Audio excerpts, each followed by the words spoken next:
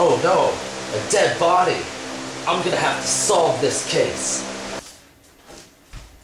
Wakio, what are you doing? I'm trying to solve a murder case. Can you please leave me alone? Thank you. Now with this trusty device that has a UV light, spectrometer, GPS, a camera, it's a cell phone, and it also can typewrite. I stole this device for Condemned 2 so I can do forensic evidence. Now let's see what this thing says about the case. She died while playing patty cake? She was killed by a slap to the nostril? The slap to the nostril caused an echo of sonic vibrations that caused her brain to implode? That's some hardcore stuff. The perpetrator stole her sandal? Oh no. The perpetrator is my arch nemesis, the video game Nazi! Hey guys, this is Let's Talk Games with Andy, and we're reviewing Condemned 2 Bloodshot. Now, I'm going to go ahead and put here on the backdrop, we're going to put the game there so you can see it while I review it. Now, I never got to play the first one on account of the fact that it was on Xbox 360 and PC, and I'm not really a PC kind of gamer. But anyway, I did get a hold of the second one, because I really like the Monolith productions and what they're doing with first-person shooters, and the fact that they are more original than most first-person shooters. Now with this one, it's not really much of a shooter. It's highly combat-based, and I will add that it can be a very brutal game. I mean, you're punching people in the face, and it's right there in your face. And it's really brutal. And now this game, it has a very interesting story. You basically play a former agent of the group of SCU, which is a special government branch and such, or a corporation, I'm sorry. And now, basically, you become an alcoholic, you don't know what you're doing in life, and you feel that the city is going to shit. Anyway, your mentor is murdered, and so SCU calls you back in to do a mission and figure out what exactly is going on. And then, apparently, there's these sonic emitters that are causing people to go cuckoo. There's riots all throughout the city. It's just complete and utter havoc. Chaos. It's crazy. And, so that's all going on while you're trying to figure out what happens. A couple of other murders happen. You have your little investigation thing that has a UV light, GPS, a camera, and a spectrometer, which recognizes sounds or gases and such. Now, those are your tools for when you actually do forensic evidence, which it happens a couple of times in the game, but towards the beginning. Now, there is obviously a science fiction kind of element in the title, especially with the sonic emitters that are generating the sound. Now, I do really like the story. This game has great atmosphere.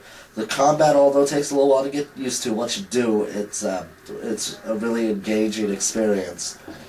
And now, towards the end, in the last two missions, the science fiction gets amped up quite a bit. And that caught me a little off guard. But my only problem with it is the fact that they didn't really go into much detail, which I imagine will be done in the sequel, which I'm pretty sure there's going to be a sequel, and I look forward to it. Because with the level of atmosphere of this game, it's really effective. You really generally don't get this kind of atmospheric quality in a horror game when it's based outside of Japan. Generally, with most horror franchises, they generally tend to be better if they're made in Japan because they have a better way of creating this atmospheric quality that you don't really get in American games. But this one really pulls it off quite well. Your character has these hallucinations, which I would have liked them to expand a little bit more on. I would have liked them to go into more detail with the hallucinations and such, because I thought it would have been really cool, because there's a lot you can do with someone who's hallucinating. And they did do some cool stuff with it, but I had wished they had gone more into it. Now this game is creepy, it's very atmospheric, the gameplay of all is really good.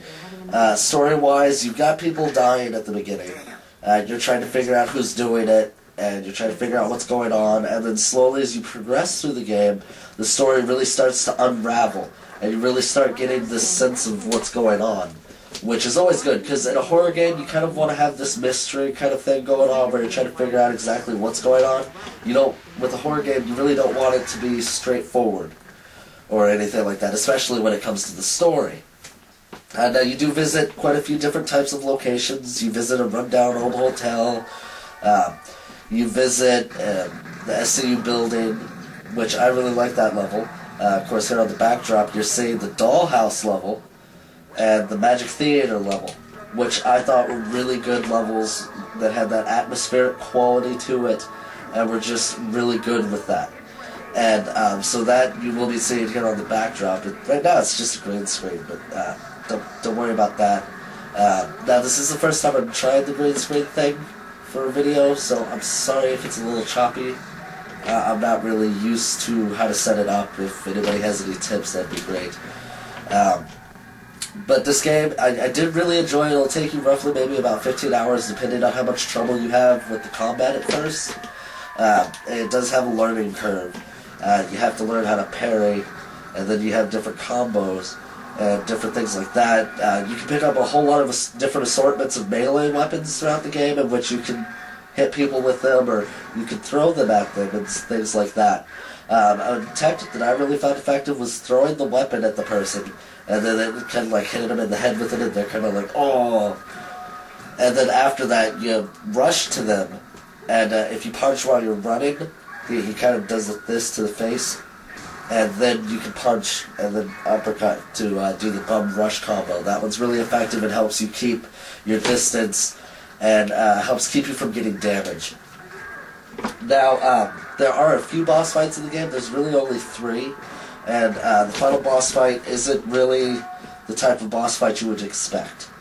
Now, like I said, I just wish that, like, towards the end of the game when you realize what's going on, I just wish they had expanded on it a little more. That's really my only complaint with the game. Besides that, it is a really good game. If you like survival horror games, go ahead and pick it up.